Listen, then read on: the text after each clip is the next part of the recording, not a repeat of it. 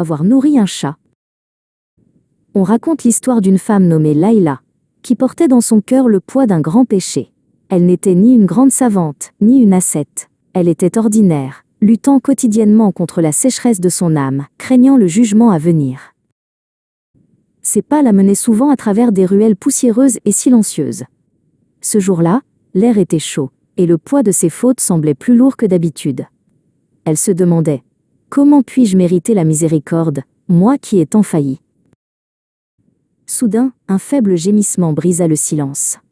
Son regard fut attiré par une petite forme recroquevillée près d'un mur. C'était un chat, mais si faible, si émacié, qu'il ressemblait à une ombre. Il était au bord de l'épuisement, mourant de faim et de soif.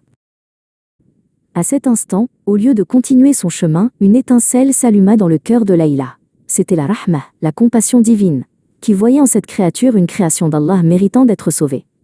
Elle pensa : si je n'ai pas de mérite pour moi-même, je peux au moins soulager la souffrance de cette âme. Layla s'activa. Elle chercha de l'eau pure et revint avec un petit bol. Elle s'agenouilla doucement et souleva la tête du chat pour qu'il puisse boire. Puis, elle chercha une bouchée de nourriture qu'elle lui donna patiemment.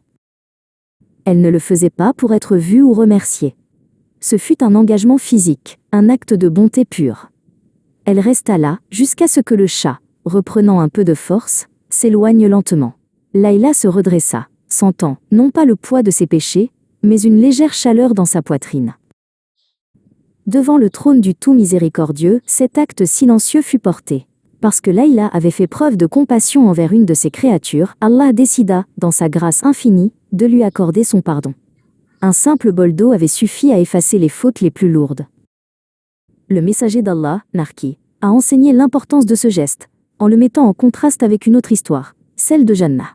Jannah était une femme dont la vie extérieure semblait irréprochable, mais dont le cœur s'était endurci par l'orgueil et l'indifférence.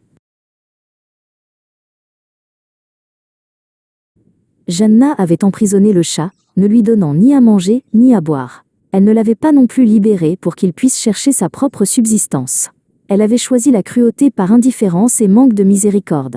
Un péché qui déchire le tissu de l'âme.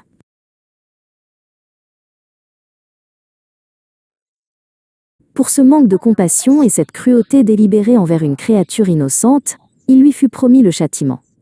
Ces deux destins nous enseignent que la miséricorde est la clé du pardon. Un acte de bonté sincère, même petit, ouvre la porte du salut. Le droit des animaux est sacré. Les nourrir et ne pas leur causer de souffrance est une obligation morale pour tout croyant.